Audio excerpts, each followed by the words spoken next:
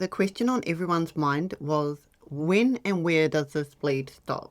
Price looked heavy, moves looked aggressive, and depending on the time frame you were watching, it may have felt like the entire structure was breaking down. So in this weekly wrap-up, we're going to walk through BTC's price action day by day, starting from the weekend, and break down what actually mattered, not the noise and not the narratives. We'll look at how the lower time frames played out mechanically, why certain reversal ideas never triggered, and where the higher time frame signals are starting to form as we head into next week. This isn't about predicting tops or bottoms, it's about reading structure, managing risk, and letting price do the work. Hi, my name is Janet and this is Trade Travel Chill. If you're new here, welcome. If you're returning, welcome back. Be sure to hit the like and subscribe button so you can be notified every time we upload a new video. With that being said, let's jump into the weekend. So we did see another typical weekend trap, but the key difference this time is that Bitcoin made an early move to the downside on Sunday rather than continuing to stall closer to market open Sunday 5 p.m. New York.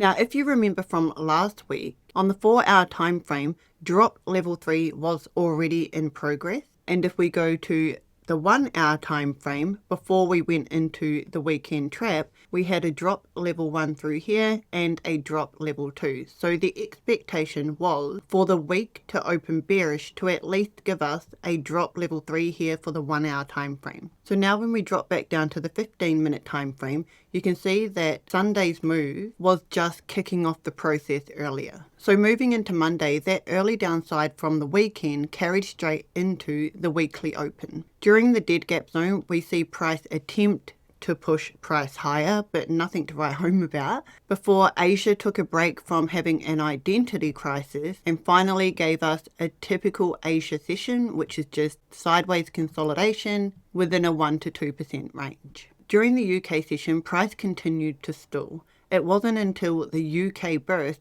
where we finally seen some volatility. Heading into the US session, we see that typical manipulation around the first hour before price continued lower, leading us into a drop level 2 for the 15-minute time frame, with the 1-hour drop level 3 still in progress. So by the end of Monday, nothing had changed directionally.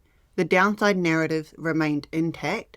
Lower time frames followed the model precisely, and there was still no permission to look for longs. Monday didn't shift bias, it set up the continuation we would see next. So going into Tuesday, the expectation was still for continued downside on the lower time frames to finish the model. Come Tuesday Asia open, we see Asia run a trend to the downside, moving outside of their typical behavior. However, Asia had set the initial low of the day and completed drop level 3 for the 15-minute time frame. Once that downside had completed, the attention shifted to whether price would give us a reversal pattern for a potential 3-day swing. So on the 15-minute time frame from this single session W, we see price initiate a rise level 1 and 2. However, this move lacked continuation, and as the US session opened, price failed to hold that upside momentum out of the UK session before pulling back to hand off into Wednesday. So by the end of Tuesday, the 1-hour model had completed with 3 level drop. Price attempted the move to the upside, but there was just no follow through, no strength, and the market handed off into Wednesday without any real conviction. Moving into Wednesday, we had to stay open to Tuesday's move being the inside left side of a higher time frame W formation, and for price to make a move to the downside to create the inside right side of a W formation. So moving into the Asia session, again, Asia having an identity crisis and running a trend to the downside with another 3% move. But again, what has happened here is Asia has set the initial low of the day before pulling back against that move to hand off into the UK session. So from here, it was possible that after 3 level drops on the 1-hour time frame, that this here was the inside right side of a higher time frame W. But what you would have wanted to see is follow through, volume through the 50 EMA, and for price to at least break the previous high of the day, which is the center peak of the W formation. However, once UK session had opened, all we got was consolidation. So not looking good for upside. Bearish market structure remains intact. We had to be open to the higher time frames, giving us an extension. At the start of the US session, we see a stop hunt to the upside before swiftly move price down, invalidating any thought of U formation. So by the end of Wednesday, the important detail wasn't what traded, it was what didn't. And what didn't trade was the W formations that we were looking for. Now, when we move into Thursday's price action, this is where the day becomes very clear. During the dead gap zone and the Asia session, we see price make a nice move to the upside. However, if we go back to Wednesday's price action and count these levels, we have 1, 2, 3 drops after a multi-day M formation, with this entire move possibly being a 1 hour extension, a new drop level. Now, it's hard to know whether it is an extension or a drop level, but if it was to be an extension, you would get a reversal pattern, whether that be a W, a V bottom, trapping volume formation. Price will then break market structure from where the new M formed, then come back to prove the move. So if anything, Thursday's price action still created a lower high from this peak formation high, and with Asia setting the initial high of the day, we had to be open to the 15-minute time frame, printing another M with another 3 drop levels to come. So during the UK burst, UK then initiated a stop hunt and quickly reversed price. US followed suit, continuing the move to the downside. The only thing that mattered at this point was we do not have any valid reasons to open a long position yet. We still need a minimum stopping volume candle before considering any shift in direction, and Thursday didn't get that. It gave clarity that the move to the downside was not done. So by Friday, you'd start to question where we even are in the count. But what is clear is that without the stopping volume candle or even a hint of a reversal pattern, then there is no long. However, now when we go back out to the 1 hour time frame, the move that we were looking at on Wednesday had the potential to be an extension or a new drop level 1 after the multi-day, multi-session M formation that had formed on the 15-minute time frame. With the lower high that had printed on Thursday, it is clear now that it is not an extension, and instead this is a new drop level 1. Thursday's move was our drop level 2, and what we are waiting for is drop level 3 to finally complete another set of drop levels for the 1 hour time frame. And coming into Friday, the expectation was we should see at least one more drop level and ideally a stopping volume candle before even thinking about a reversal. Any continuation on the 4 hour time frame at this point would still be considered part of a 4 hour extension. What mattered was the stopping volume candle followed by a real reversal pattern, preferably at a clear area of interest with liquidity. And that's exactly what Friday delivered. When it comes to extension, it is usually tied to a news event. During the price action that I've shown you, Annie has been constantly updating the community, and she mentions here extensions only happen on the presence of news, and I believe the news was the sailor FUD. The internet has been rampant with that this weekend, and I believe that was by design to get retail to short.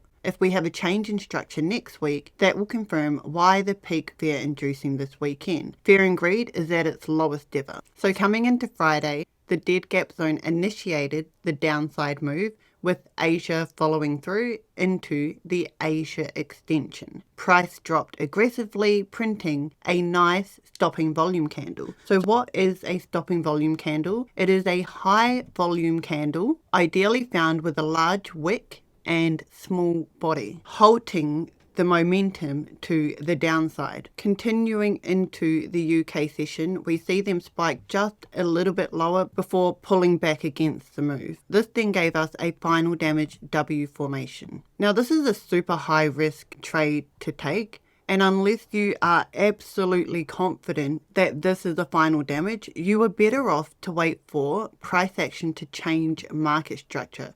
So that means breaking the center peak of the W formation, breaking the 50 EMA, making a run to the 200, and then coming back to prove the move with a higher low. Especially because technically this is a lower low and bearish market structure remains intact. Once the US session opened, nothing exciting happened. They basically consolidated, putting us into an early weekend trap. So now the question is the bottom in? Have we found our pivot low? And could price reverse off this final damage W? So I want to zoom out for a second and run through some higher time frame indicators that could be leading towards the pivot low potentially being in. Now I am on the daily time frame. Throughout the upside, we have had our 3 level rises before moving into a drop level 1. What we can see from Friday's price action is a nice hammer pinned straight off the 800 EMA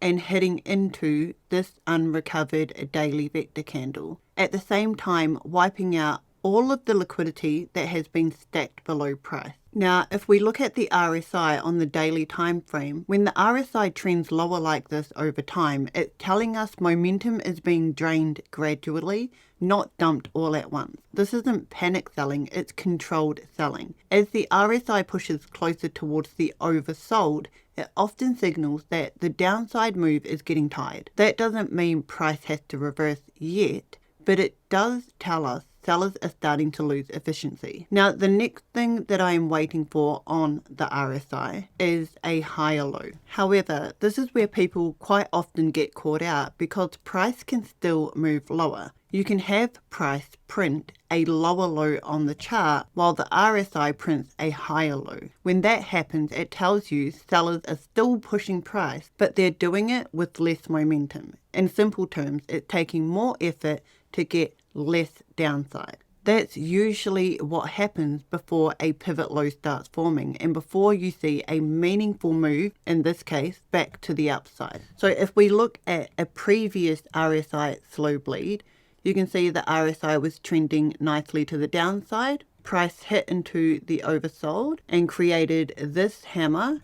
Price action then created a lower low and another lower low. However, on the RSI, both of these lower lows created higher lows, giving us a bullish divergence. Exactly what you want to see in a slow bleed. From there, an epic move should follow on the chart. And if we look at the chart, this is where we got 3 rise levels on the daily time frame. So that is something I'm open to seeing here. Now, with that being said, let's go out to the weekly time frame, because the weekly time frame is also giving us an RSI slow bleed. This would take a long time to play out, and maybe it even takes a bear market, but essentially we want this to keep trending into the pointy end of the triangle. Like this RSI slow bleed here, it took a total of 672 days before we see the breakout. Now, if you've been wanting to join us at Trade Travel Chill, now really is the best time. We've opened up our Black Friday offer with 45% off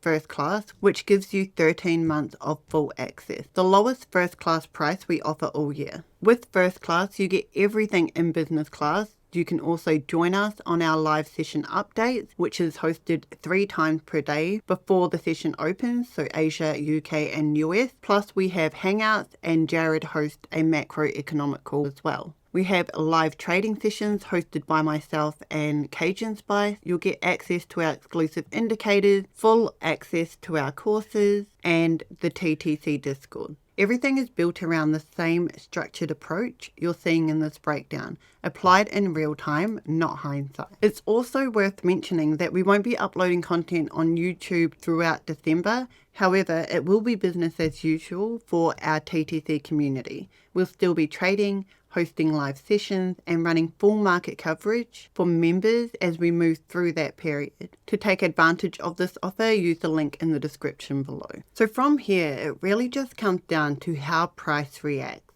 We've had the downside do what it needed to do, we've seen where upside attempts failed, and now price is sitting in a spot where it needs to prove something. If we start to see real follow through and momentum build, then that gives us something to work with. If price keeps stalling or pushing lower without momentum, that tells us something as well. Either way, there's nothing to force here. We wait to see how price responds, we let the levels do their job, and we react when something actually changes.